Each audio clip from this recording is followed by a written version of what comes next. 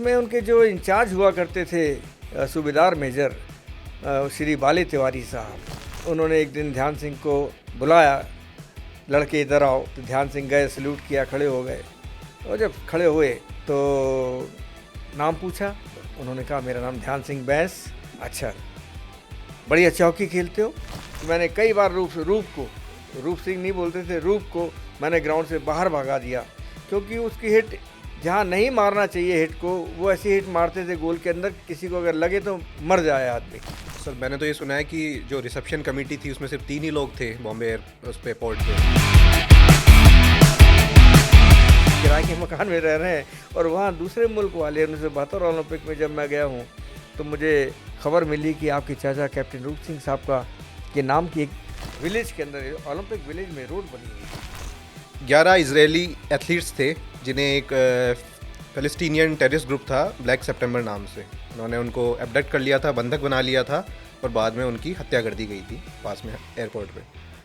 क्या आप उसके प्रत्यक्षदर्शी थे? आपने उसे देखा था? आपका क्या अनुभव था उस समय? और आप देखें 1980 के बाद, हम 80 का टूर्नामेंट जीते हैं, लेकिन 80 के बाद जो एक बड़ा गैप आया है, इतना बड़ा गैप जिसमें हम कहीं 2020 तक हम कहीं दिखे ही नहीं। एक एशियाड को छोड़ दे तो 2014 का टर्फ नहीं होने के कारण हॉकी जो है नीचे गिरती चली गई। और 36 का ओलंपिक जब खेलते हैं तो जब सब जश्न मना रहे होते, पता लगा ध्यानचंद साहब उन झंडों के नीचे रो रहे होते जहाँ पर सब देशों के झंडे लगे होते, इसमें यूनियन जैक भी लगा भारत का झंडा नहीं था वहाँ। भारत झंडा नहीं है कि हिटलर को सिर्फ वही इंसान बोल सकता था कि नहीं, मैं सिर्फ अपने देश के लिए खेलूंगा, मैं तुम्हारे देश के लिए नहीं खेलूंगा। सर, लेकिन सभी हॉकी लवर्स या स्पोर्ट्स लवर्स की एक सब बहुत सालों से डिमांड है कि मेजर ध्यानचंद जी को भारत रत्न मिलना चाहिए।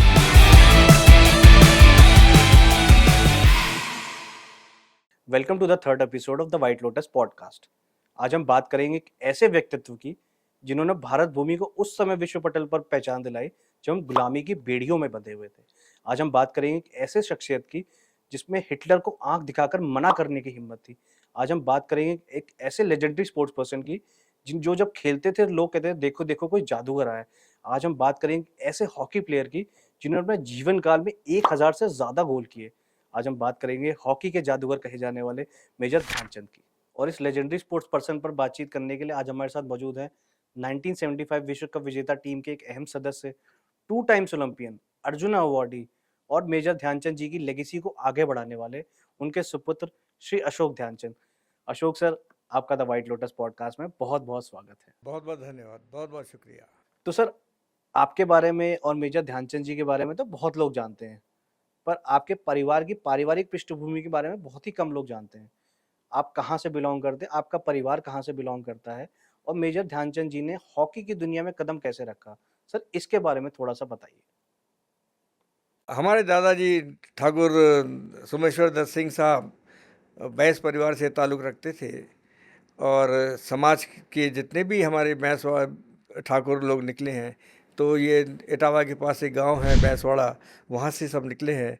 और जो उसकी एक पृष्ठभूमि में जो सबसे बड़ा नाम आता है, जो स्वतंत्रता संग्राम के एक बड़े हिस्सेदार रहे हैं और उसमें बड़ा कार्य किया है, राणा बेनी माधव बैंस साहब, जिनका कि अब योगी साहब ने भी सम्मान किया, उनको याद किया है, क्योंकि बैंसवाड़ा एक बहुत अहम हिस्सा रहा है उत्तर प्रदेश का, जिसमें ठाकुर राजपूत परिवारों ने अपनी बड़ी महत्वपूर्ण भूमिका अदा करी हर चीज़ में। अब देखिए स्वतंत्रता संग्राम में राणा बेनी माधव सिंह साहब और हॉकी खेल के अंदर ध्यान सिंह बैंस, रूप सिंह बैंस, तो ये वो नाम रहे जिन्होंने इस बैंस समाज को, मैं समझता हूँ कि एक पहचान तो थी ही, लेकिन उसको एक और खूबसूरत तरीके से सब पूरी दुनिया के सामने पेश किया। 29 अगस्त 1905 एक महत्वपूर्ण दिन हम सभी खिलाड़ियों के लिए, सभी हॉकी के जानकारों के लिए, और एक नए युग की जो शुरुआत खेलों में ध्यानचंद ने अपने उस कलात्मक हॉकी की अपनी तपस्या से, अपने प्रैक्टिस से बाद में करी, तो वो एक इतिहास बन गई है। दादा ध्यानचंद साहब जब वो शिफ्ट हुए झांसी, क्योंकि आर्मी की बटालियन और रेजिमेंट जो है वो शिफ्ट होती रहती थी, तो हमारे दादाजी कानपुर से होते हुए झांसी आ गए, जारी रही। और मेजर साहब जो है फिर जब ध्यान सिंह, असली नाम ध्यान सिंह, मेरे बाबूजी के 2 भाई और रहे हैं। बड़े भाई मूल सिंह साहब थे, वो भी आर्मी में थे। छोटे भाई कैप्टन रूप सिंह, जो दुनिया का एक बहुत बहुत मशहूर नाम, जिनके नाम की सड़क भी म्यूनिख ओलंपिक के अंदर एक बनाई गई थी, जब मैं गया था उसको देख कर आया। और 2012 के ओलंपिक में जो 3 स्टेडियमों के नाम रखे गए थे, उनका जो टच लाइन होती थी मेट्रोज़ की, उन मेट्रोज़ के लाइन के नाम और स्टेशंस के नाम मेजर ध्यानचंद मेट्रो स्टेशन और कैप्टन रूप सिंह मेट्रो स्टेशन और लेस्ली क्लाउडियस मेट्रो स्टेशन, ये नाम रखे गए। अब ये रिकॉग्निशन उस सरकार ने दिया जो जिसने हमारे ऊपर राज किया था। लेकिन हॉकी का राज हमने किया उनके ऊपर, जिससे कि इंग्लैंड की टीम ने जब ओलंपिक में आए, हमने पार्टिसिपेट किया। इंग्लैंड ने अपनी टीम ओलंपिक के अंदर पार्टिसिपेट नहीं होने दी। बहरहाल जब वो ध्यान सिंह झांसी आए तो आम बच्चों की तरह उन्होंने अपने जीवन में स्कूलिंग शुरू करी, स्कूल शुरू किया।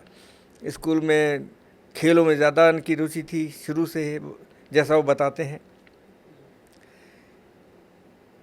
और वो जब 9वीं क्लास या 10वीं क्लास के अंदर एग्ज़ाम हुए तो मार्क्स कुछ कम आए, तो मेरे दादाजी बहुत नाराज़ हुए।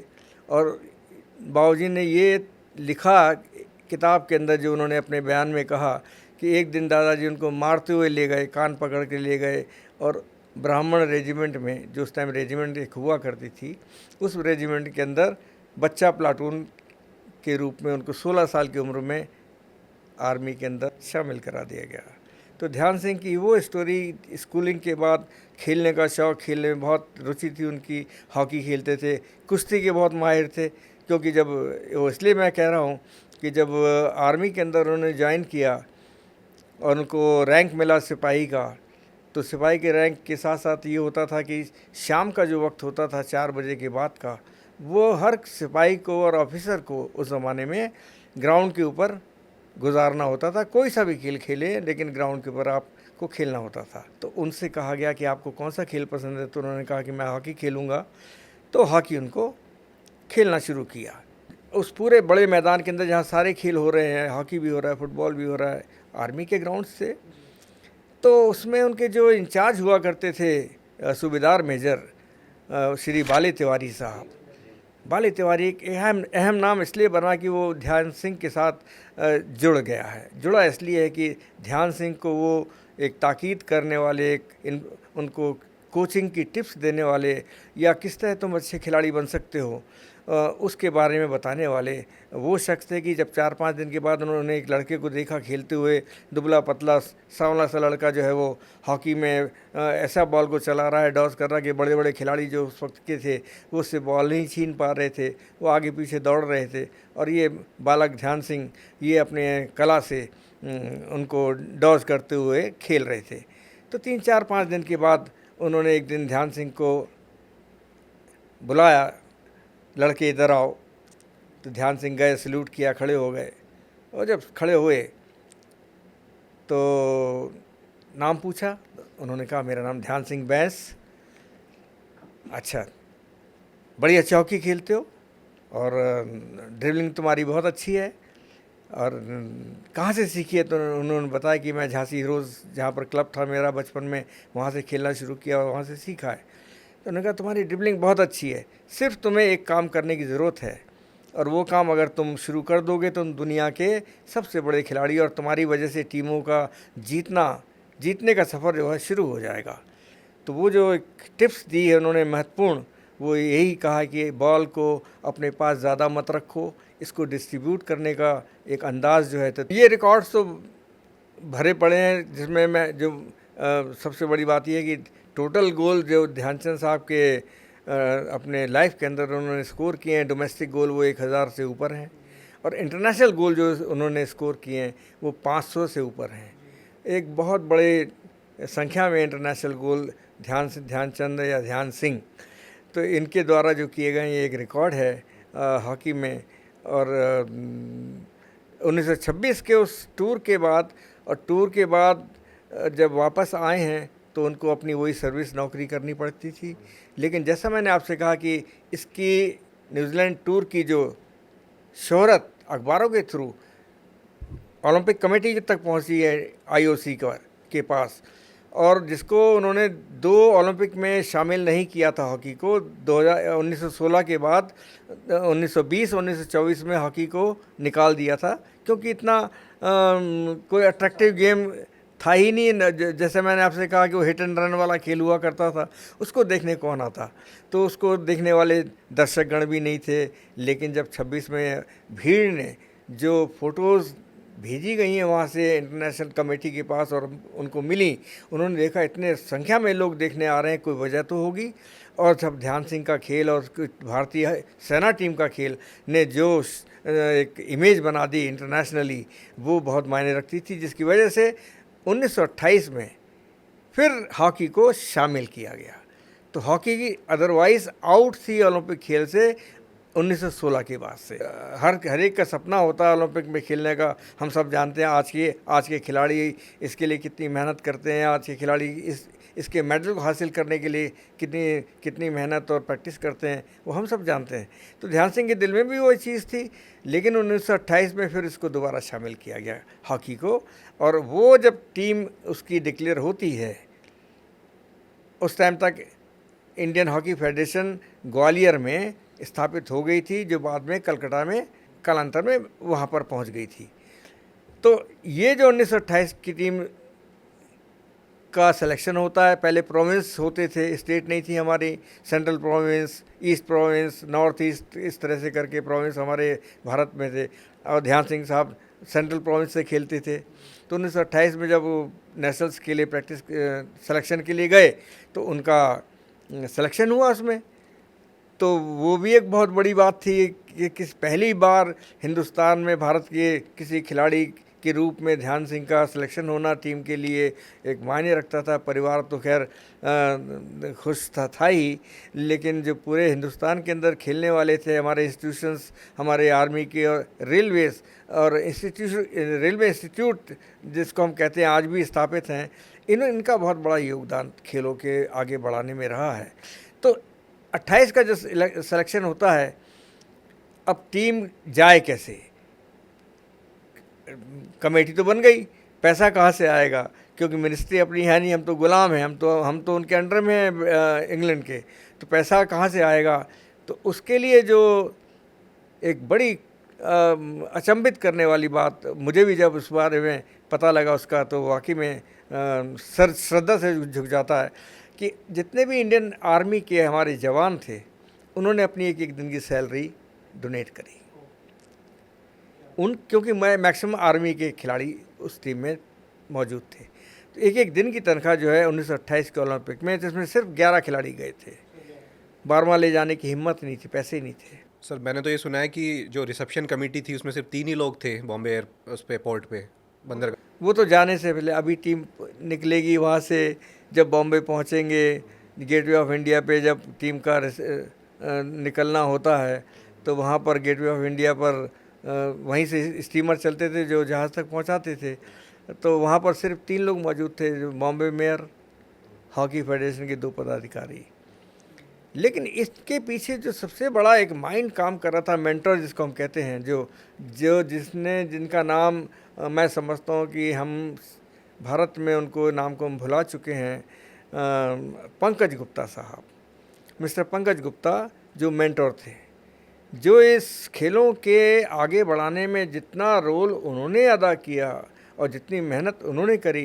हॉकी की बात नहीं कर रहा, फुटबॉल की टीम के साथ भी उनका यही अंदाज़ रहा है, और उन्होंने हॉकी टीम को आगे बढ़ाने के लिए बहुत काम किए हैं। वो पंकज गुप्ता साहब थे। तो 1928 का ये टीम जो है यहाँ से रवाना होती है एम्स्टर्डम के लिए वाया इंग्लैंड। वहाँ पोर्ट पर उतर के वहाँ से ट्रेन वगैरह से निकल के जाना होता था।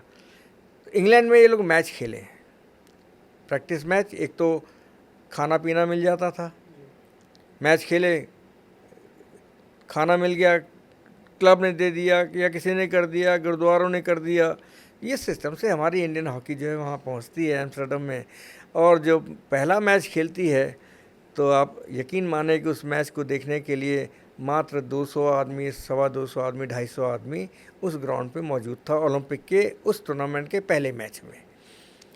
लेकिन जिस ढंग से भारत ने और ध्यान सिंह ने खेलना शुरू किया और जिस व्यवस्थित तरीके से एक स्टाइल से अपने उस कला को ग्राउंड के ऊपर लोगों के सामने जो बॉल को डॉस करना, बीट करना, पास देना और उस पास के थ्रू गोल होना तो ये एक रोमांचित करने वाली चीज़ वहाँ के लोगों के दर्शकों को अखबारों के थ्रू पता लगी। अखबारों ने लिखना शुरू करा जब, और पेपर्स में जब ये चीज़ें आई कि इंडिया से जो टीम आई है वो इतनी फिट, क्योंकि आर्मी के लोग थे, इंडियन आर्मी के। आज भी हम इंडियन आर्मी की जब हम बात करते तो टॉप ऑफ द वर्ल्ड उसमें हमारे शामिल हैं। तो उस ज़माने में भी वो टीम के हर खिलाड़ी के अंदर स्टैमिना, बॉडी, उनके मसल्स और खेलने का ढंग, वो सब चीज़ें इतनी अट्रैक्टिव थी कि वहाँ के लोगों ने जो मात्र 200 आए थे, अखबारों ने लिखना शुरू किया कि भारत से की हॉकी की जो टीम आई है उसको देखने के लिए आप पहुँचे। वो टीम ऐसी है, उसके अंदर एक खिलाड़ी है ध्यान सिंह जिसका नाम है, जिसकी हॉकी से बॉल छूटती नहीं है, जो ऐसा लगता है कि बॉल चिपक गई है। अब वो ध्यान सिंह का नाम वहाँ से हॉकी जादूगर पढ़ना वहाँ के अखबार के थ्रू शुरू हुआ, हॉकी जादूगर। और ये हॉकी जादूगर एक ऐसा नाम, ऐसी उपाधि जो शायद दुनिया में किसी और दूसरे खिलाड़ी को और खेलों में नहीं मिली, जो हॉकी के अंदर ध्यान सिंह को उस टाइम में 28 के अंदर 1928 में मिली। और हमारी टीम पहला मैच, दूसरा मैच, तीसरा, कि हॉकी के अंदर 5 मैच उस टाइम में 5 मैच होते थे। आज 7 मैच होते हैं, पहले 5 मैच होते थे। तो 5 मैच जो वो खेले हैं उसमें आखिरी मैच के एक दिन पहले ध्यान सिंह को बुखार आ जाता है, और बुखार भी ऐसा आता है कि 103 डिग्री का बुखार, बदन तप रहा है। एक दिन पहले तो मैनेजर साहब पहुंचते हैं हमारे और पूछते हैं, ध्यान आप कैसे खेलोगे यार, ध्यान तुम्हें तो इतना बुखार चढ़ा हुआ है।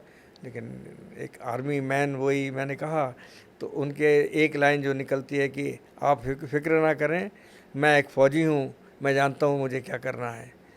तो अगले दिन उस बुखार के, उसी 103 डिग्री बुखार में खेलते हैं और उस मैच में 2 गोल फाइनल मैच में करते हैं, और एक गोल हमारे दूसरे खिलाड़ी करते हैं। तो भारत पहला जो गोल्ड मेडल जीतता है देश के लिए, जिसके ऑलमोस्ट 100 साल होने में अब हमारे पास, हम कह सकते हैं 4 साल बाकी हैं। तो भारत का जो पहला हमारा एक रुतबेदार, हमारी पहचान बनाने वाला, भारत की पहचान बनाने वाला, भारत देश को एक सम्मान देने वाला। अन्यथा आप सोचें कि 1928 से भारत किस रूप में पहचाना जाता होगा, राजा रजवाड़ों के नाम से, जमींदारों, अंग्रेज़ों के नाम से, पैसे के नाम से, हैदराबाद निज़ाम के नाम से। तो ये नाम तो थे, लेकिन भारत को भारत कहने वाले लोग, वो पहचान तो हमारे इंडियन हॉकी ने 1928 से दिलाई, जब पहला गोल्ड मेडल भारत ने जीता 3 गोल से हराकर एम्स्टर्डम में हॉलैंड की टीम को। तो ये एक बहुत बड़ी उपलब्धि भारतीय टीम की, खेलों द्वारा भारत के सम्मान को ऊपर उठाने में और स्थापित करने में एक बहुत बड़ी महत्वपूर्ण भूमिका। और मैं तो लाइनें मिलती हैं या जुड़ती हैं, वही लाइन ये हम जोड़ते हैं कि उस हॉकी की गंगा को निकालने वाले, शुरुआत करने वाले तो यही खिलाड़ी थे, और उसमें ध्यान सिंह का नाम प्रमुख था। सर 1928 ओलंपिक्स के बाद आता है 1932 ओलंपिक्स। सर उसमें भारतीय टीम ने बहुत अच्छा प्रदर्शन किया। सर उसकी कुछ कहानियाँ बताइए हमें। देखिए उस ओलंपिक के 1932 के ओलंपिक से पहले कुछ वर्ल्ड वॉर के मूवमेंट शुरू हो गए थे, जिसके अंदर अमेरिका से, यूएसए से, यूरोप कंट्रीज़ का मनमुटाव। तो उन्होंने अपनी टीमें नहीं भेजी, सिर्फ 3 टीमें उस ओलंपिक में खेलने के लिए इनवाइट की गई, जिसमें भारत, जापान और अमेरिका होस्ट कंट्री। अब भारत के पास जाने के लिए पैसे नहीं हैं, और असली बात ये थी, जो ट्रुथ था वो ये था कि अगर भारत की टीम उस ओलंपिक में खेलने नहीं जाती 1932 के, क्योंकि फर्स्ट सेकंड थर्ड 3 टीमों का होना तो ज़रूर है ही, चौथी टीम हो ना हो, तो 3 टीमें अगर नहीं होती तो ओलंपिक के बाद उस खेल को फिर से निकाल दिया जाता। उस चीज़ को बचाने के लिए वही जिनका मैंने मेंटर अपने पंकज गुप्ता साहब का नाम लिया, उस शख्स ने जी जान की बाजी लगाई कि इस हॉकी की एंट्री को ना हो, ऐसा ना डिसीजन हो जाए, उसको रोकने के लिए उन्होंने बैंक से लोन लिया, पंजाब नेशनल बैंक से लोन लिया और उस लोन से टीम जो है भारत की अमेरिका खेलने गई है, लॉस एंजलिस, और वहाँ पर खेलने के लिए जब गई है तो जापान को पहला मैच जो खेली है तो 10-1 से हराया है, 10-0 से 10-1 से हराया है। और जो अमेरिका के साथ सेकंड मैच हुआ है वो एक रिकॉर्ड जो आज तक बना हुआ है ओलंपिक के अंदर, वो है 24-1, 24 भारत के गोल और 1 अमेरिका गोल। तो ऐसी चीज़ें वहाँ देखने को मिली कि बाबूजी बताते थे कि वो अमेरिकन तो खड़े हो जाते देखने के लिए ये बॉल को लेके कैसे ड्रिबलिंग कर रहे हैं, कैसे कर रहे हैं, क्या चीज़ कर रहे हैं। बहरहाल उनका स्ट्रक्चर तो वैसे ही है जैसा आज भी है, वैसे ही पहले था, लेकिन भारत के इन रणबांकुरों ने, इन खिलाड़ियों ने बिल्कुल से उनको 24-1 से हरा कर एक परचम अपना भारत का वहाँ लहरा दिया और हम वहाँ खेल के निकले। उस मैच में दोनों भाई, उसमें पहली बार कैप्टन रूप सिंह मेरे चाचा भी गए थे खेलने के लिए, और इन भाइयों ने, दोनों भाइयों ने इतना अच्छा खेल खेला है कि वहाँ पर लोग इनके दीवाने हो गए अमेरिका में। सर ये जो आपने 24-1 वाला बताया जी, उसमें मैंने सुना है 18 गोल तो दोनों भाइयों ने किए थे। हाँ, 12 गोल, 11 गोल कैप्टन रूप सिंह का और 8 गोल मतलब 19 गोल दोनों ने कर दिए। जी, मतलब 10 और 8, 10 चाचा जी के, 8 गोल मेरे बाबूजी के, 18 गोल दोनों भाइयों के थे। तो एक ये तो वही जादुई चीज़ थी। तो कैप्टन रूप सिंह भी, उसी से उनका खेल की शुरुआत हुई, ओलंपिक के मेडल शुरुआत हुई और एक बेहतरीन खिलाड़ी के रूप में वो उनको लोगों ने जानना शुरू किया। थे ही वो, तो जानना क्या शुरू किया, वो तो थे ही। दोनों भाइयों को राम लक्ष्मण की जोड़ी के हिसाब से यहाँ अखबार वालों ने लिखना शुरू किया कि ये 2 भाई ऐसे जैसे राम लक्ष्मण, एक दूसरे की रिस्पेक्ट किस तरह से करना है। कभी आँख उठा के नहीं देखा चाचा रूप सिंह ने। उनकी उम्र हो गई 60-65 साल, 70 साल, वही पैर छूना। अगर आमने सामने दोनों भाई का ऐसा नहीं बातें कर रहे हैं, अगर कोई चीज़ मेरे बाबूजी ने ध्यानचंद सामने उनको भेजनी भी है पीने के लिए तो दूसरे को बुला के जाओ रूप को दे के आ जाओ। तो इस तरह से इन दोनों भाइयों का, जबकि साथ साथ खेले हैं, ओलंपिक खेले हैं, कैंप में रहे हैं, सब कुछ करा, लेकिन वो अपनी एक जो संस्कार या संस्कृति उस ज़माने में, पारिवारिक जो भी चीज़ें थी, उनको उन लोगों ने मरते दम तक मेंटेन किया। सर थोड़ा सा रूप सिंह बैस जी के बारे में बताइए कि जो ध्यानचंद जी के छोटे भाई थे, उनको सर वो इतने महान खिलाड़ी थे अपने टाइम के, उनको इतना ज़्यादा सम्मान दिया गया, लेकिन सर उतनी ज़्यादा उनकी चर्चा नहीं थी क्योंकि उनके भाई जो थे खुद इतने बड़े महान खिलाड़ी हुए। तो थोड़ा सा रूप सिंह बैस जी के बारे में बताइए। जी, हमारे कैप्टन रूप सिंह साहब एक बड़े, उस टाइम के बड़े अच्छे खिलाड़ी ही नहीं बल्कि दुनिया के बेहतरीन स्कोरर के रूप में जाने जाते थे। और जैसा मैंने आपसे कहा कि डोमेस्टिक हॉकी, और वो ऐसे खिलाड़ी थे जो हरफन मौला खिलाड़ी थे, जो पेनल्टी कॉर्नर की हिट भी मारा करते थे, उससे गोल वही करते थे। डिफेंस में आना हो तो कैप्टन रूप सिंह आते थे, फॉरवर्ड खेलना है तो खेलते थे।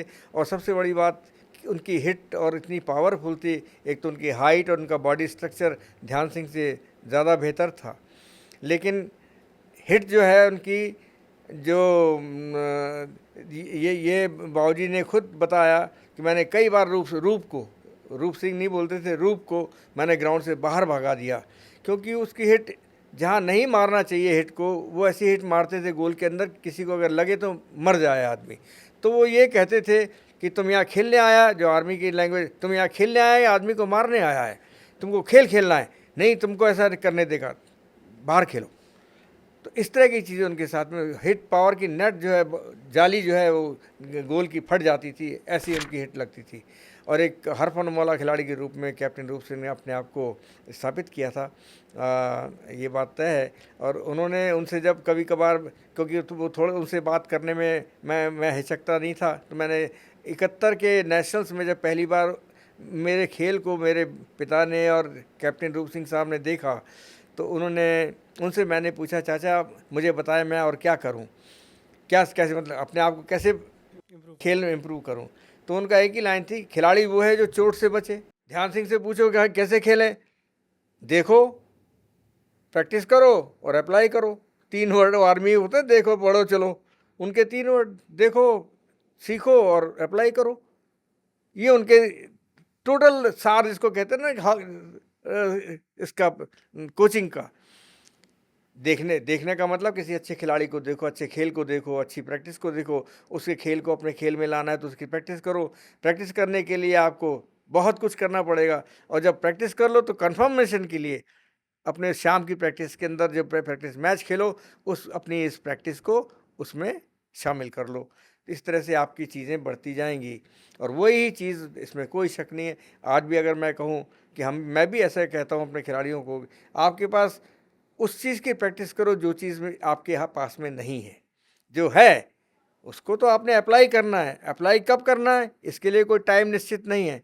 ये सिर्फ माइंड का और आपकी नर्वस सिस्टम का एक कमाल है कि आपका माइंड क्या आपको इंस्ट्रक्शन देता है, किस वक्त देता है कि अब क्या करना है। अब हिट मारनी है, स्कूप करना है, डॉस करना है, पास करना, ये सब चीज़ें डिसीजन फ्रैक्शंस ऑफ सेकंड के अंदर उस मैच के दौरान में बनती हैं खिलाड़ी के दिलो दिमाग में। और जो अच्छा खिलाड़ी जिसको हम कहते हैं ना, शातिर, तेज़, बड़ा अच्छा, वो इन चीज़ों में माहिर होता है कि कौन सा डिसीजन सूटेबल है, किस काम को मुझे करना है, वो अप्लाई करता है, वो आगे निकल जाता है। यही चीज़ें ध्यान सिंह ने करी कि उनके जो नर्वस सिस्टम था उनका, कि भाई दादा आपको जादूगर कहते हैं, तो उन्होंने अपने दोनों कलाइयाँ दिखाई टीवी के सामने। एंकर पूछ रहा, दादा आपको तो हॉकी के जादूगर कहते हैं, तो अपना हॉकी दोनों हाथ दिखाया और कहा, ये तो इन कलाइयों का मेरा कमाल था, जिसका इंस्ट्रक्शंस मेरे दिमाग से आता था और ये उसी लिहाज से एक्ट कर जाती थी। तो ये चीज़ टोटल एक समझने वाली और जानने वाली थी, मेरे लिए भी आई ओपनर थी कि ये बात तो बिल्कुल ठीक है यार, हर चीज़ तो दिमाग से निकलनी है, और दिमाग को जितना आप शार्प करेंगे, तेज़ करेंगे, प्रेजेंस में रखेंगे, तो आपकी चीज़ें काबिलियत बढ़ती जाएगी। रूप सिंह साहब का खेल एक ऐसा था जिसमें वाकई में कमाल था, जो टीम के लिए। और ध्यानचंद ने सामने तो अपनी किताब तक में लिखा है कि Roop was better than me. Better than me, जी जी जी। तो जो तारीफ कर जाए इस बात की, बेटर देन मी, लोगों ने कहा कि yes, Roop Singh was better than Dhyanchand. Dhyanchand centre forward खेलने वाले थे, Roop Singh up and down, left hand, penalty corner भी खेलना, मारना, डिफेंस भी करना, उसके बाद गोल भी करना, स्कोरर भी अच्छे थे। तो ये सब चीज़ें उनके खेल में शामिल थी, और एक बेहतरीन खिलाड़ी के रूप में। लेकिन उनके बाद मैं फिर अगर वो सवाल पूछते अगर आप कि 2 ओलंपिक मेडल जीतने के बाद उन्होंने महाराजा सिंधिया की आर्मी, जो स्टेट आर्मी थी, उसको ज्वाइन किया था ग्वालियर में, और उनके जीवन में परेशानियां ज़्यादा रहीं, वो चीज़ें नहीं आ पाई जो उस रुतबे वाले खिलाड़ी को सरकारों को देना चाहिए। कई बातें हैं, हम आज़ाद नहीं थे तब तो मान सकते हैं कि हाँ भाई कुछ नहीं था, लेकिन जब देश आज़ाद हुआ तो उसके बाद तो कुछ किया जा सकता था ऐसे खिलाड़ियों के लिए, जिसमें रूप सिंह भी शामिल थे, जो ज़िंदगी भर एक किराए के मकान में रहे, वहीं उनका परिवार गुजरा। तो ये जो चीज़ें हैं बड़ी, सो इनफैक्ट जर्मनी ने उनकी प्रतिभा को पहचाना और म्यूनिक में देखिए अब उनके फिर वही, ये अब कहाँ कहाँ आसमान, फिर वही ज़मीन आज बात आ जाती ना कि यहाँ कहाँ किराए के मकान में रह रहे हैं, और वहाँ दूसरे मुल्क वाले 1972 ओलंपिक में जब मैं गया हूँ तो मुझे खबर मिली कि आपके चाचा कैप्टन रूप सिंह साहब का के नाम की एक विलेज के अंदर, ओलंपिक विलेज में रोड बनी हुई है। मुझे बड़ा, एक तो ये तो परिवार का आदमी क्यों ना हो, मैं जाके सड़क को देखने गया तो कैप्टन रूप सिंह बैस उस लैंग्वेज में वो रोड का नाम उसमें वो लगा हुआ, बोर्ड लगा हुआ है जर्मनी में। तो एक बड़े है हमारे परिवार से, है हमारे देश से। अमेरिका में जाओ कोई आया तो हमारे देश भारत से आए, तो इस तरह से उनका नाम जर्मनी में आज भी स्थापित है। अब ये चीज़ें हैं जो देश के लिए, देश के लोगों को गर्व करने वाली होनी चाहिए कि हमारे मुल्क के उस खिलाड़ी ने अपने आप को, जो कोई मल्टी मिलियनर नहीं, कोई इतना बड़ा राजनेता नहीं, लेकिन सिर्फ एक खिलाड़ी रहा, हॉकी का खिलाड़ी, और हॉकी ने इस देश को सम्मान डेफिनेटली मैं कहूँगा। उसके बाद की अगर आप लाइन लगाएं तो आप देखिए ना कितने हमारे मेडल्स, 8 गोल्ड मेडल हॉकी के अंदर आए हैं। अगर वो 28 में टीम ना जाती, अगर वो 26 में भारत की सेना की टीम ना जाती, तो हो सकता कि ओलंपिक के अंदर हॉकी का शामिल ही नहीं किया जाता, ना वो होता, ना फिर ये आज हमारी जो एक बड़ी लिस्ट है 8 गोल्ड मेडल ओलंपिक के भारत के खाते में, भारत के हिस्से में आए हैं, ये ना होते।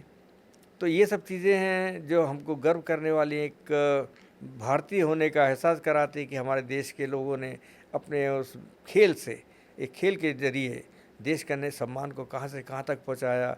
उनकी उन चंद बातों ने देश के लोगों के अंदर एक खेलों के लिए रास्ता खोल दिया। अनेकों द्रोणाचार्य अवार्डी, अनेकों पद्मश्री, अनेकों अर्जुन अवार्डीज मैक्सिमम हॉकी से जी। मेडल्स भी आप देखेंगे तो हमारे पास अभी तक हॉकी के 14 मेडल्स हैं, सिर्फ हॉकी के 14 मेडल्स हैं। अगर दूसरे मेडल्स देखें जो ज़्यादा होने चाहिए, वो अभी तक नहीं आ पाए। आने हैं, आने लाने पड़ेंगे हमको। सर 1971 में इंडिया पाकिस्तान का युद्ध हुआ, बांग्लादेश का पार्टीशन हुआ, उसके बाद 75 में आप वर्ल्ड कप हॉकी का मैच खेलने जाते हैं। वो इकलौता ऐसा वर्ल्ड कप है जहाँ पे इंडिया ने गोल्ड मेडल जीता हॉकी में। उसके पहले जीत पाए, ना उसके बाद कभी जीता। और सर इत्तेफाक की बात है कि आपका फाइनल भी पाकिस्तान के साथ था, और उसमें एक सौभाग्य की बात कही है कि जो विनिंग गोल्ड है वो भी आपके हाथों से ही हुआ, विनिंग जो गोल है वो भी आपके हाथों से ही हुआ। तो सर थोड़ा सा उसके बारे में बताइए कि कितना प्रेशर था, पाकिस्तान के खिलाफ फाइनल खेल रहे हैं, कहीं कोई दिक्कत ना हो जाए, कोई प्रॉब्लम ना हो जाए। पहली बात तो ये कि 1971 का जो वर्ल्ड कप है पहली बार इंट्रोड्यूस हुआ था हॉकी इंटरनेशनल कमेटी द्वारा, जो पहले पाकिस्तान में इसका आयोजन होना था। लेकिन चूँकि जिस तरह से पाकिस्तान के उस ज़माने में जो खबरें आ रही थी, हमारे हाई टेंशन चल ही रहा था बांग्लादेश वॉर के साथ में, तो पाकिस्तान के अंदर से भी ये था कि भारत की टीम अगर यहाँ पर आएगी तो हम मैदान को ख़राब कर देंगे, पोस्ट ये कर देंगे, वो कर देंगे, जो एक आम बात है। जिसकी वजह से जो कराची में होना था वर्ल्ड कप पहला 1971 का, वो फिर बार्सिलोना में इसको शिफ्ट किया गया। वहाँ पर भारत की टीम हमारी जो है ब्रॉन्ज मेडल हासिल करने में सफल रही, पहला। दूसरा जो हुआ, जो हम मेरे लिए बड़ा यादगार रहा है वर्ल्ड कप, वो है 1973 का, जबकि हम जीते 75 को। लेकिन कहते ना, एक तो सुखद अनुभव में, एक दुखद अनुभव में। तो जो दुखद अनुभव था वो मेरा 73 का था कि भारत की टीम पाकिस्तान को सेमीफाइनल में हराने के बाद फाइनल खेलने जब पहुंचती है, खेलती है, तो एम्स्टर्डम में हॉलैंड की टीम के साथ हमारा मैच, भारत की टीम के लेट सुरजीत सिंह, हमारे ग्रेट फुल बैक जो आज इस दुनिया में नहीं, जिनका एक एक्सीडेंट में जिनकी डेथ हो गई थी, उनके शुरू के 2 पेनल्टी कॉर्नर के गोल से भारत की टीम 2 गोल से ऊंचा आगे बढ़ जाती है। लेकिन सेकेंड हाफ होते होते उस ग्राउंड की हालत जैसे होता ना घोड़े, क्योंकि यूरोप में ज़रा सा पानी गिर जाए तो घास और स्टड शू हमारे जो पहने हुए थे हम लोगों ने, इसकी वजह से ग्राउंड जो है बिल्कुल से घोड़े जिसके अंदर दौड़े हों, उखड़ गई थी घास, बॉल का सामने जाना, रोकना, मूव करना मुश्किल हो रहा था। वो लोग तो अभ्यस्त हैं यूरोपियंस, तो उन्होंने हमारे पर प्रेशर बनाया और 2 पेनल्टी कॉर्नर से उनके भी गोल हो जाते हैं और हमारी टीम फिर बराबर पहुंच जाती है। एक्स्ट्रा टाइम मिलता है, एक्स्ट्रा टाइम में भारत की टीम गोल नहीं कर पाती, ना वो गोल कर पाते हैं। अब वो सडन डेथ, तो ये सबसे जो लॉन्गेस्ट टाइम का मैच खेला गया है आज तक की हॉकी हिस्ट्री में, वो है हमारा 1973 वर्ल्ड कप का फाइनल। 70 मिनट, 15 मिनट, फिर 15 मिनट, तो 70 और 30 100 मिनट का पूरा गेम खेला गया। और सडन डेथ टाइम में भारत को पेनल्टी स्ट्रोक मिलता है कि आप सिर्फ गोल करें, आपका मेडल, आपका वर्ल्ड कप आपके हाथ में। तो वो चीज़ हमारे हाथ से स्लिप हुई है। हमारे पेनल्टी स्ट्रोक के जो फेंकने वाले थे, उनकी जगह पर बीपी गोविंदा, जो मेरे साथ में, जिनका नाम हॉकी के दुनिया में जुड़ा सा रहा है कि हमारा कॉम्बिनेशन गोविंदा के साथ या गोविंदा का कॉम्बिनेशन मेरे साथ बहुत ही अच्छा था, महत्वपूर्ण था, बहुत इफ़ेक्टिव था। वो पेनल्टी स्ट्रोक लेने जाते हैं और जब वो बॉल फेंकते हैं मेरे सामने वो आज भी दृश्य सामने उपस्थित होता है, सामने आ जाता है कि हॉलैंड का गोलकीपर पहले से एंटिसिपेशन में दाहिनी तरफ गिर जाता है और जब वो गिरता है बाईं पोस्ट खाली पड़ी हुई है कि आपको खाली बॉल डालना है, लेकिन वो बॉल ग्राउंड एक तो ख़राब जैसा मैंने आपसे कहा और बॉल उठती नहीं, जो उठाई गई स्कूप करना चाहिए था वो बॉल ग्राउंड पे आती है, ज़मीन पे आती है और आते आते पहले गोल पोस्ट से 2 इंच बाहर निकल के चली जाती है। तो ये है बैड लक और ये बैड लक हर जगह पे 30%, 20% का हमेशा रहता है लाइफ के हिस्से में। आप 70%, 80% जितना भी ज़ोर लगा लें, ताकत लगा लें, बल लगा लें, दिमाग लगा लें, पैसा लगा लें, लेकिन वो 10-20% जो है वो कहीं ना कहीं जिसको हम कहते हैं ना ईश्वर, भगवान, अल्लाह, ये सब उनके ज़िम्मे आता है। तो वो चीज़ मेरे सामने आई 73 वर्ल्ड कप में जब भारत की टीम ने सडन डेथ में वो पेनल्टी स्ट्रोक मिस किया। फिर वो टाई ब्रेकर आता, टाई ब्रेकर में हमारी टीम हार जाती है। ये दुखद अनुभव जो कि गोल्ड मेडल हमारे हाथ से स्लिप होना हम कहते हैं। तो थोड़ा सा 75 सुखद अनुभव के बारे में। अब ये सुखद अनुभव ये है कि मद्रास से हम फ़्लाइट पकड़ते हैं, सिंगापुर पहुंचते हैं। सिंगापुर में 2-3 टेस्ट मैच खेलते हैं, प्रैक्टिस मैच खेलते हैं।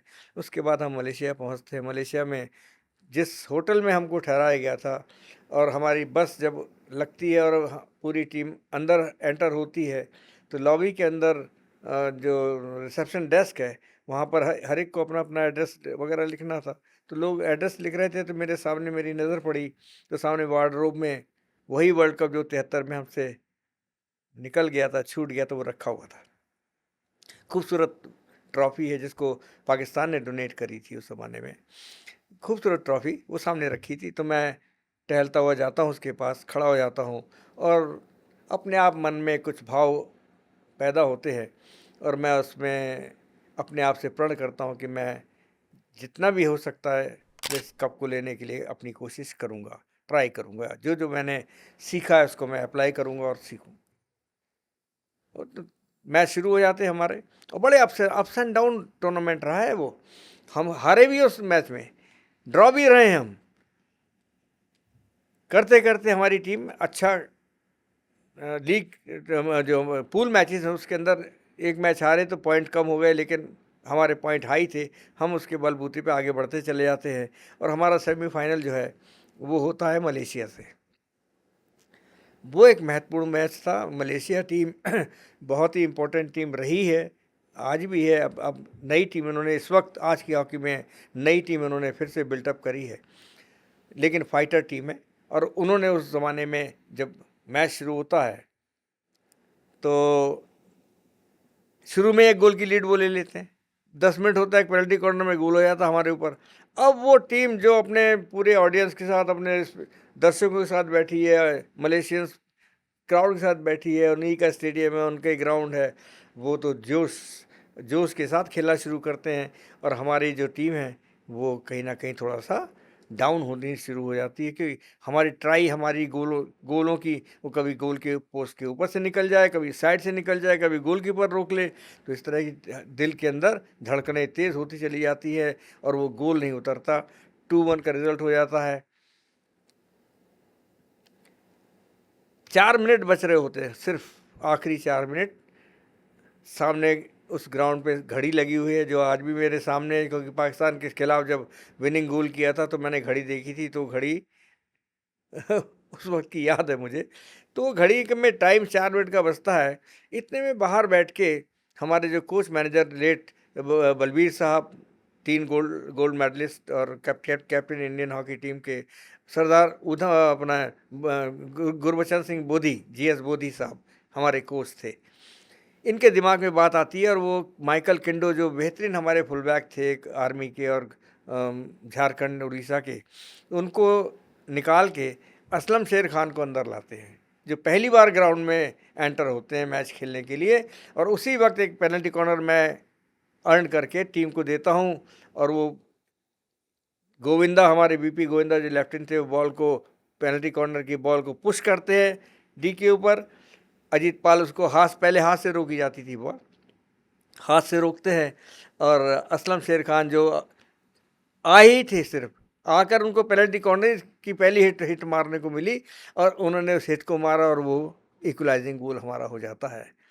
वो जो इक्वलाइजिंग गोल होता है 4 मिनट पहले, वो समझिए कि नई जिंदगी, नहीं तो आउट थे हमारी टीम। तो ये अप्स एंड डाउन बड़े थे उस मैच में हुए।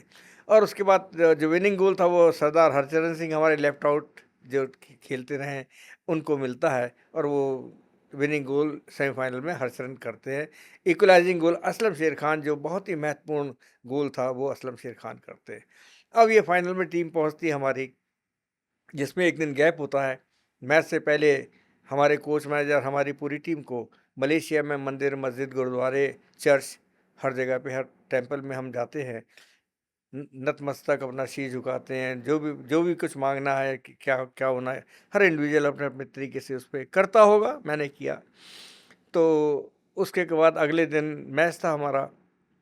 अर्ली इन द मॉर्निंग, सुबह 5:30-6 बजे दरवाजे पर मेरे नॉक होती है, जिस कमरे में हम ठहरे थे होटल में। और जो नॉक होती है तो मैं दरवाज़ा खोलता हूँ तो सामने बलबीर साहब खड़े हैं और हमारे कोच बोधी साहब खड़े हैं। साथ में एक अनजान व्यक्ति लोकल वहाँ का खड़ा था, जिसके हाथ में एक झोला था। और वो कहता, अच्छा आज मैं, कोच साहब बोलते हैं हमारे मैनेजर साहब, आज भाई मैच तो जीतना है पाकिस्तान से। हमने बिल्कुल जीतेंगे, फिक्र ना करें आप। शनिवार का दिन होता है। तो वो जो तीसरे आदमी आए थे, वो अपने झोले में से कपड़े की कतरन निकालते हैं, जो लाल से रंग की कुछ होती है, और वो कहते हैं ये टोटका जिसको कहते हैं ना, कि ये आज टीम के खिलाड़ी इसको जेब में रख के खेले तो टीम जीत जाएगी। बिल्कुल हर चीज़ करना था। जब हमने कहा ना, वो किस्मत 30-40% को हासिल करना बहुत ज़रूरी है, कोई भी कैसे भी करे। तो वो चीज़ होती है और वो कतरने दी जाती हैं, जिसको हम अपने खेलने वाली शर्ट में रखते हैं और फिर मैच के लिए निकलते हैं। जब मैच शुरू होता है, भारत की टीम शुरू से ही अच्छा खेलती है और वो एक मैच ऐसा होता है जिसकी अगर मैं ये उसको इस बात को दोहराऊं और कहूं कि एग्जाम्पलरी जो हमारे कुछ मैचेस हॉकी के होते हैं, उसमें से वो मैच 1975 का है, जो बिल्कुल से हाई लिए हुए था। जिस तरह 1936 में हिटलर के सामने ध्यानचंद और उनकी टीम ने 8-1 से जर्मन को जब हराया था, तो वो एक मैच था जो मिसाल बन के रहा। और एक मैच 75 का था जो हम लोगों ने खेला।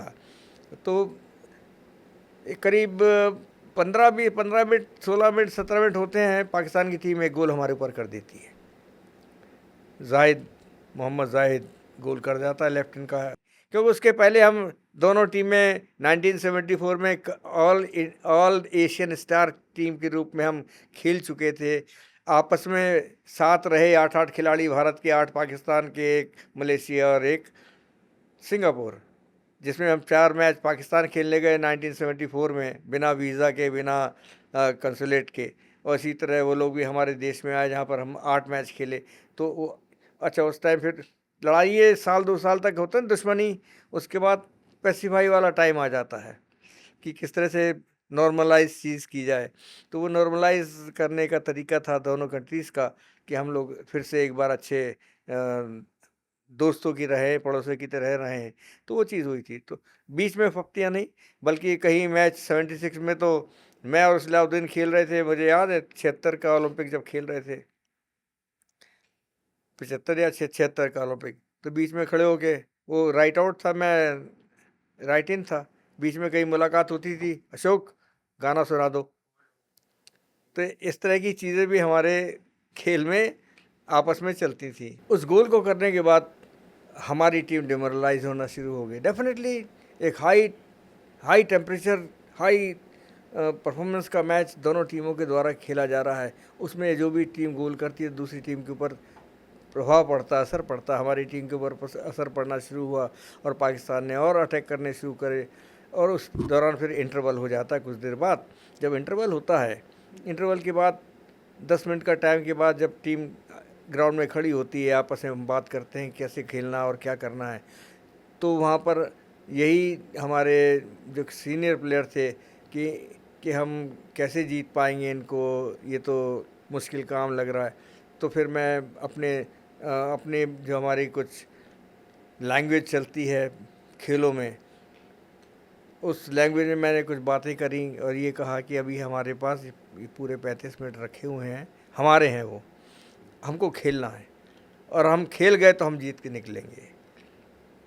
तो एक मोटिवेशनल चीज़ हो जाती है, मोटिवेशन के लिए हो जाती है, वो बातें की गई और सेकेंड हाफ हम शुरू करते हैं और उसके कुछ देर बाद एक पेनल्टी कॉर्नर, हमारी टीम तो अटैक पे उतारू हो गई थी। फिलिप्स, मैं, Shivaji Pawar, Govinda, Harcharan, Virendra Singh left half, Mahendra Singh left half, centre half कप्तान अजीत पाल, राइट हाफ वीरेंद्र सिंह, असलम शेर खान और सुरजीत सिंह, गोलकीपर में अशोक दीवान, ये टीम खड़ी हुई और हमने फिर सेकेंड हाफ में अटैक करने शुरू करे और जो अटैक करने शुरू करे तो पेनल्टी कॉर्नर मिलता है। पेनल्टी कॉर्नर में सरदार सुरजीत सिंह ठक से एक गोल मारता है, फिर इक्वलाइजिंग गोल हो जाता है हमारा।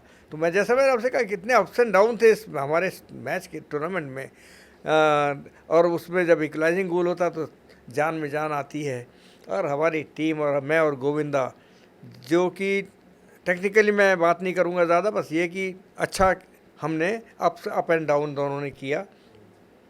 और उसके बाद ख़त्म होने से 17 मिनट पहले एक राइट आउट से अटैक हमारा बनता है, जो वीजे फिलिप्स राइट आउट है, जिनको मैं पास देता हूँ, वो आगे जाकर डी के अंदर स्ट्राइक करने की कोशिश करते हैं तो पाकिस्तान का प्लेयर उनको गिरा देता है। पेनल्टी कॉर्नर मिलता है, इसका हमेशा यही होता है, पेनल्टी कॉर्नर मिलता है जो वेस्ट हो जाता है। लेकिन वो जब हिट लगाता है सुरजीत सिंह तो बॉल अपोनेंट की हॉकी से लगकर बाहर जाती है तो लॉन्ग कॉर्नर मिल जाता है। लॉन्ग कॉर्नर मिलता है तो उस ज़माने की हॉकी में लॉन्ग कॉर्नर कोने की हिट से हिट मारी जाती थी। आजकल तो 25 यार्ड से स्टार्ट करते हैं, पहले कोने से हिट मारी जाती थी। हिट मारो डी के ऊपर और डी के ऊपर कोई रोकता था, वो पास करके जैसे भी है गोल करने की कोशिश करते थे। तो मुझे वो हिट हरचरण साहब ने वहाँ से मारी, लेफ्ट आउट हरचरण सिंह, वो हिट मारते हैं, अजीत पाल बॉल को रोकते हैं, मैं उनके साथ में राइट इन की पोजीशन पे खड़ा होता हूँ। राइट इन की पोजीशन पे खड़ा तो वो धीरे से मुझे लेफ़्ट से राइट पे बॉल को डिलीवर करते हैं, जो मैं 2 गज की दूरी पे था, वो मुझे पास देते हैं। इतने में 2-3 पाकिस्तानी खिलाड़ी जो डिफेंस कर रहे होते वो मेरे ऊपर आके बॉल लेने की कोशिश करते हैं, लेकिन मैं उनको अपने ड्रिबलिंग से इधर को इधर कर दी, इधर को इधर कर दिया, मैं थोड़ा आगे पेनिट्रेट करता हूँ अपने आप को और गोल पोस्ट के पास पहुँचता हूँ, जो करीब 8-9 गज की दूरी पर होता है। फिलिप्स मेरे राइट में थे, राइट आउट, मैं उनको एक छोटा सा पास राइट में लेफ़्ट से डाल देता हूँ, वो भी 2 कदम आगे बढ़ते हैं। अब उस मैच में गोलकीपर और मेरी दूरी 5 गज की होगी मैक्सिमम, मैं समझता हूँ, और वो बॉल फिलिप्स के पास जब जाती है तो वो ग्राउंड के ऊपर बिल्कुल पैरेलल बॉल, ज़मीनी बॉल मुझे वो डिलीवर करता है। इतनी अच्छी बॉल, और मेरा उस आती बॉल को ही फ्लिक से हाथों की कलाई की ज़ोर से उसको गोल पोस्ट के कोने में डाल देना, बस ये मोमेंट मुझे याद है कि वो बॉल जो है मैंने फ्लिक करी और बॉल गोल पोस्ट के फ्लिक कोने से लगकर बॉल बाहर निकलती है और अंपायर की वो विसिल बजती है, जिसमें 16 मिनट बाकी होते हैं। अब वो 16 मिनट किस तरह गुजारे जाएं, ये महत्वपूर्ण होता है। वो टाइम जहाँ पूरा नर्वस सिस्टम, दिमाग को, शरीर को कंट्रोल करना है, ये बस वो चीज़ फिर हम लोगों ने अप्लाई करी। अप एंड डाउन, पाकिस्तानी तो डू और डाई पर थे क्योंकि उनकी टीम हार रही थी, 16 मिनट करीब बच रहे थे, और उसके बाद 16 मिनट में इस्लाउद्दीन जो कप्तान था उस टीम का, और जाहिद और समीउल्लाह, ये सब ये अटैक पे अटैक करते हैं टीम पर, हमारी टीम के ऊपर। लेकिन वो 16 मिनट हमारे, जिसमें असलम शेर खान का खेल और अशोक दीवान गोलकीपर, इन दो ने बहुत महत्वपूर्ण भूमिका उस 16 मिनट में अदा करी। कप्तान अजीत पाल तो सॉलिड सेंटर हाफ थे ही और हैं ही। तो ये हमारे खिलाड़ी डिफेंस के लोगों ने उस 16 मिनट में अपनी पूरी काबिलियत दिखाई, पूरा सेंस और खेल को रखा ज़िंदा। और वो 16 मिनट जब निकलते हैं और फाइनल विसिल बजती है और सरदार जसदेव सिंह साहब की जो कमेंट्री हिंदी में आती है और एक लाइन है, और भारत इस तरह 1 गोल से जीत गया, तो वो कमेंट्री जो है, एक वर्ड्स बड़े महत्वपूर्ण थे और खेल ख़त्म होता है।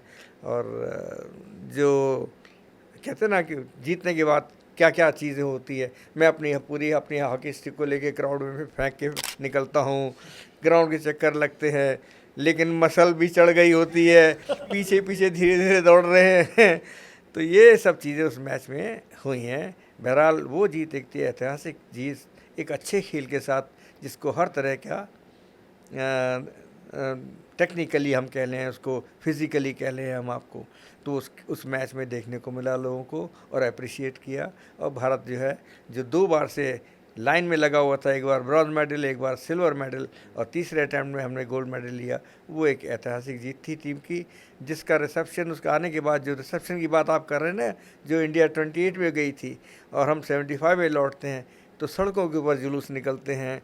बॉम्बे के अंदर हमारे साथ पूरे जितने उस राज कपूर साहब, पूरा एक फिल्मी कलाकारों के साथ जो ज़माने के थे, आप गिन सकते हैं, वो सारे मैच हमारे वानखेड़े स्टेडियम में, बड़े स्टेडियम में उस मैच को हमारा खेला गया, प्रैक्टिस शो मैच, जिसके अंदर सब लोग शामिल थे, विनोद खन्ना, किस किस के नाम लोग, सारी हीरोइनें।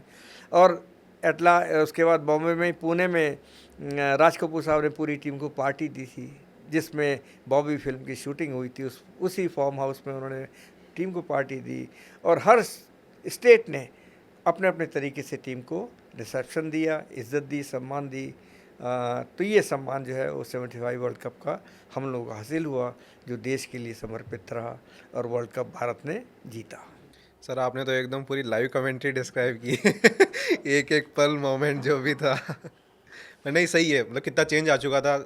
28 में जब जीत के आए थे ध्यानचंद जी, उतना जब नहीं था, और 75 में जब आपने जीता तो एक ज़मीन आसमान का फ़र्क आ चुका था। सर 72 ओलंपिक्स में जो म्यूनिक में हुआ था, जर्मनी में आप थे, तो उस समय एक इनफेमस इंसिडेंट हुआ था। 11 इजरायली एथलीट्स थे, जिन्हें एक फ़लस्तीनियन टेररिस्ट ग्रुप था ब्लैक सितंबर नाम से, उन्होंने उनको एब्डक्ट कर लिया था, बंधक बना लिया था, और बाद में उनकी हत्या कर दी गई थी पास में एयरपोर्ट पे। क्या आप उसके प्रत्यक्षदर्शी थे? आपने उसे देखा था? आपका क्या अनुभव था उस समय, क्योंकि आप भी ओलंपिक विलेज में ही थे उस समय? जी बिल्कुल से, क्योंकि उस आतंकवाद की शुरुआत ओलंपिक के अंदर पहली बार जो हुई, वो 1972 ओलंपिक से ही शुरू हुई, और जिसका एक भयानक और बड़ा दुखद सीन हमको देखने को मिला, दृश्य हमको देखने को मिला। हमारी टीम की प्रैक्टिस थी, उस दिन मैच नहीं था, तो प्रैक्टिस करने के लिए ग्राउंड पर जाना था।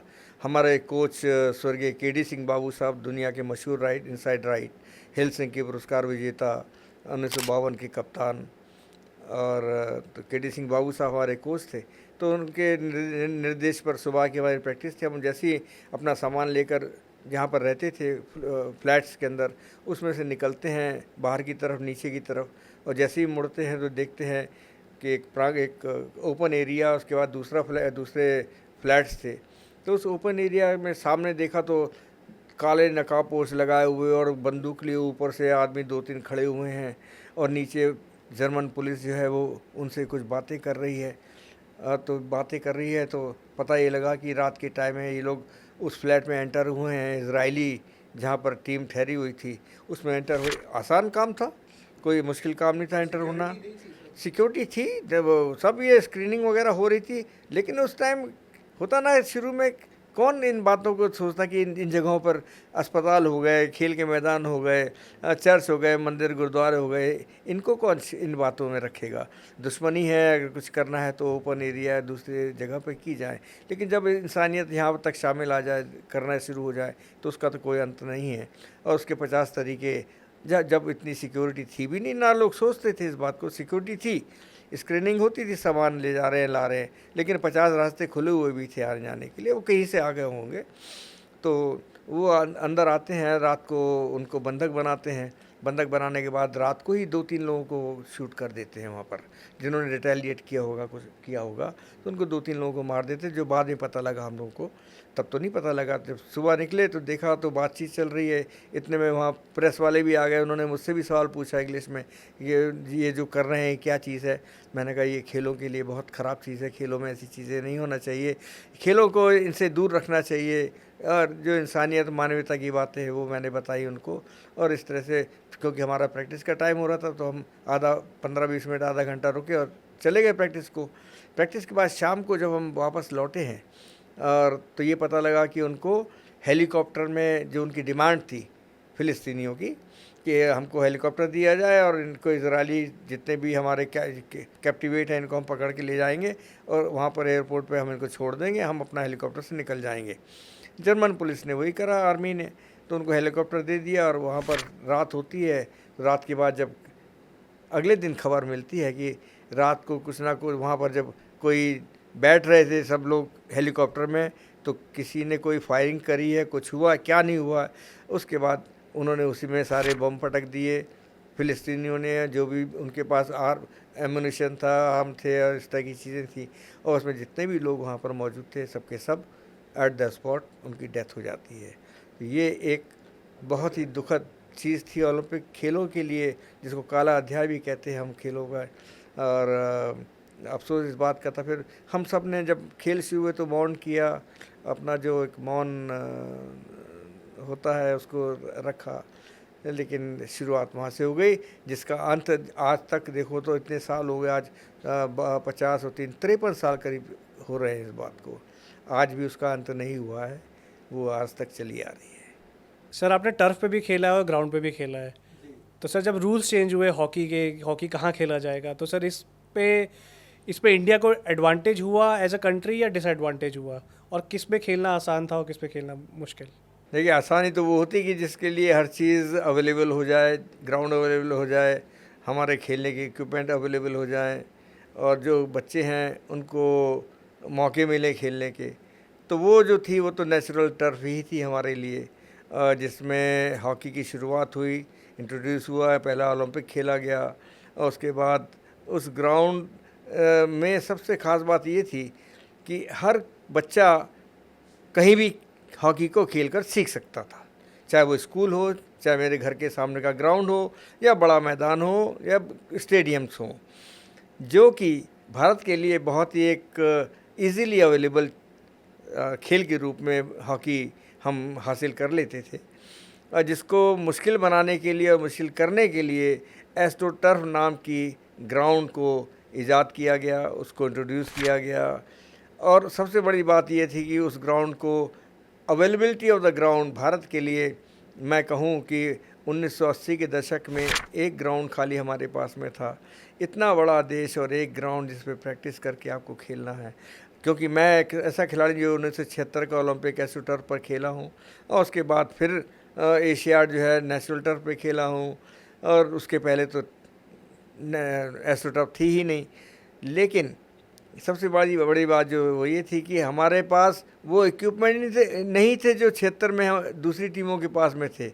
हमारे पास लकड़ी की हॉकी थी, हम एस्ट्रो टर्फ पर खेल रहे थे। आज फाइबर और कार्बन की हॉकी यहाँ है, जो 50-50 हज़ार 70-70 हज़ार की हॉकी एक खिलाड़ी के से खिलाड़ी खेलता है। जो उनकी बॉल है उसकी कीमत आज 4,000-5,000 रुपये की बॉल है।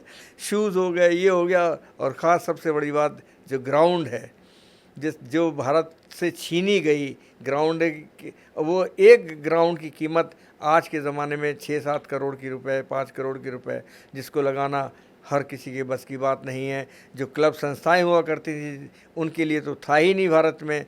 बाहर की कंट्रीज़ के लिए, क्योंकि उनके यहाँ क्लब सिस्टम है, बाहर के मुल्कों में, यूरोपियंस के अंदर, अमेरिकन के अंदर क्लब सिस्टम है। क्लब के अंदर पैसा इकट्ठा होना कोई मुश्किल बात नहीं थी।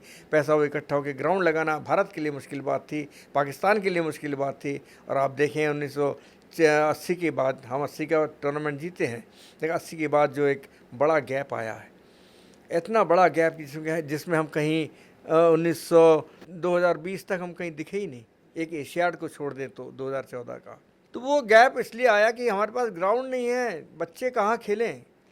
स्कूल के बच्चे जिनको देखकर कोई चीज़ हासिल करने का एक इंटरेस्ट पैदा होता है, वो कहाँ से खेलना शुरू करें।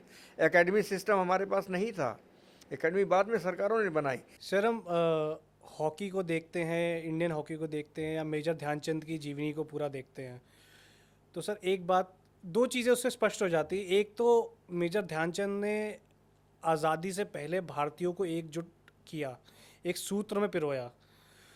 हॉकी के प्रति जो लगाव लोगों को देखने को मिला, उससे वो सारे भारतवासी अपने बंधनों को, अपने डिफरेंसेस को छोड़ के एक साथ आए और दूसरी चीज़ sir, major Dhyanchand was a great patriot in himself.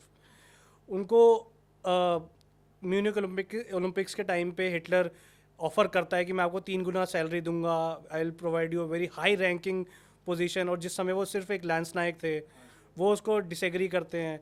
फिर जब वो अगले ओलंपिक में जब वो बीमार पड़ते हैं तब वो मना करते हैं कि नहीं, मैं जाऊंगा खेलने चाहे कुछ भी हो। तो सर वो देश के जो सम्मान उनके लिए कितना हाई रिगार्ड्स पे था सर, ये देखने को मिलता है सर। लेकिन सभी हॉकी लवर्स या स्पोर्ट्स लवर्स की एक सब बहुत सालों से डिमांड है कि मेजर ध्यानचंद जी को भारत रत्न मिलना चाहिए। तो सर आपको क्या लगता है भारत रत्न मेजर साहब को कब मिलेगा, और इसके लिए सभी हॉकी लवर्स को या स्पोर्ट्स लवर्स को क्या करना चाहिए?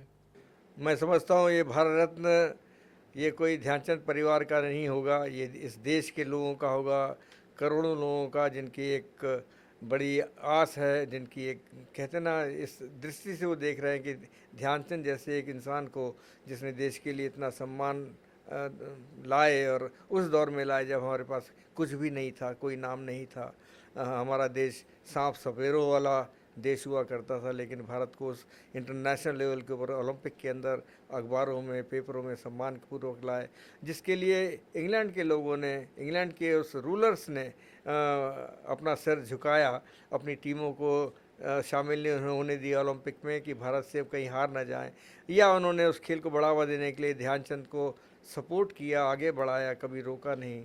तो ये सब बातें जो हैं बड़ी अनहोनी है और बड़ी अजब सी हैं, जो ध्यानचंद ने अपने खेल द्वारा इस दुनिया को दिखाया और करा। लेकिन उनका एक ही कुछ चंद लाइन है जो मैं कहूँ कि हिटलर को सिर्फ वही इंसान बोल सकता था कि नहीं, मैं सिर्फ अपने देश के लिए खेलूँगा, मैं तुम्हारे देश के लिए नहीं खेलूँगा। तो ये 1936 की बात है जब वो ऑफ़र करते हैं और ध्यानचंद उसको ठुकरा देते हैं। तो उसके बाद 1972 में मुझे याद है जब मैं ओलंपिक में जाने वाला था, तो एक कुछ लेटर्स आए थे कोच के लिए ध्यानचंद साहब को कि हमारी टीम को आप कोचिंग दे दीजिए, जिसके अंदर ऑस्ट्रेलिया और जर्मनी दोनों शामिल थे, और उन्होंने मना कर दिया। सामने की बात है कि हम नहीं जाएगा। तो बाबूजी घर में तो कमी है, ये है वो है, पैसे नहीं हैं, मुश्किलें हैं। तो कहते हम उन देशों को सिखाने के लिए जाए जिनको हराने के लिए मैंने हॉकी खेली। तो कितनी बड़ी बातें हैं कि उन देशों को सिखाने के लिए हम जाएं जिन देशों को हराने के लिए मैंने हॉकी खेली।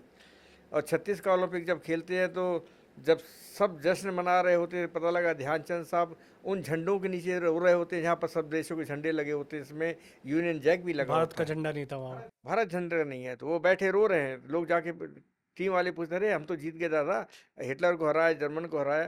कहते मैं रो इसलिए रहा हूँ कि काश इसकी जगह तिरंगा झंडा होता। तो ये जो चीज़ें हैं, ये ऐसी चीज़ें हैं जो ऐसे अजब दुनिया के लोग इस तरह के आए, महान लोग आए, और मुझे गर्व है कि वो हमारे परिवार से रहे हैं, हम उसका एक अंश रहे हैं। तो ये सब चीज़ें हैं जिसको सुनकर, समझ के और फील करके लगता कि हाँ, ये देश एक महान देश है, और इसमें रहने वाले लोग बहुत महान हैं। तो उसमें से एक महानता ध्यानचंद ने अपने कार्यों से, अपने खेल से, अपनी बातों से, अपने व्यवहार से इस दुनिया में पैदा करी। और देखिए ना, उनके नाम से आज क्या नहीं है, 25-26 तो इस देश के अंदर मूर्तियाँ लगी हुई हैं, जो किसी किसी देश के लिए मुमकिन नहीं, किसी बड़े से बड़े खिलाड़ी के लिए नहीं है। उनके नाम का भी यूपी सरकार ने और योगी जी ने 15-19 करोड़ का एक म्यूजियम बनाया झांसी है में। झांसी में। वो स्टेडियम जिस पे ध्यानचंद खेलते थे, उस पे एक आदम कद उनकी समाधि स्थल वहाँ पर बना हुआ है। तो इस नेशनल स्पोर्ट्स डे उनके नाम का इस देश ने उनको दिया है। ऐसी चीज़ें किसको हासिल होती हैं, वो सिर्फ ध्यानचंद है, वो अमर हैं। और इस देश में मैं समझता हूँ उन खिलाड़ियों के लिए, जो आने वाली जनरेशन है, उनके लिए भी वो इंस्पिरेशन का काम करते रहेंगे। और हमारे ओलंपिक्स में जो मेडल्स आने हैं, वो हमारे बच्चे आगे लाएं, जिससे पूरे देश को और हमारी सरकारों को बड़ी खुशी होगी। और उम्मीद करते हैं कि आने वाले ओलंपिक्स के अंदर हमारे बच्चे ओलंपिक में मेडल लाएं। I guess on that note, we should thank Ashok Dhyanchand ji for being present here. और सर ये हमारे लिए भी गर्व की बात है कि मेजर ध्यानचंद जी से शख्सियत इस देश में पैदा हुए, इतने महान पेट्रियट, ऐसे व्यक्ति जिन्होंने ऐसे समय पे भारतीयों को जोड़ा जब भारतीय खिन्न भिन्न रहते थे, उनमें डिफरेंसेस बहुत थे। अगर आप भी एक स्पोर्ट्स लवर हैं और आप भी एक हॉकी लवर हैं, तो मैं आपसे एक रिक्वेस्ट करूंगा कि आप स्पोर्ट्स मिनिस्ट्री को, इंडियन होम मिनिस्ट्री को सबसे एक रिक्वेस्ट करें कि अगला भारत रत्न मेजर ध्यानचंद जी को ही जाए, जो कि उनको एक सच्ची श्रद्धांजलि होगी। वाइट लोटस पॉडकास्ट में आप हमसे जुड़े, उसके लिए आपका बहुत बहुत धन्यवाद।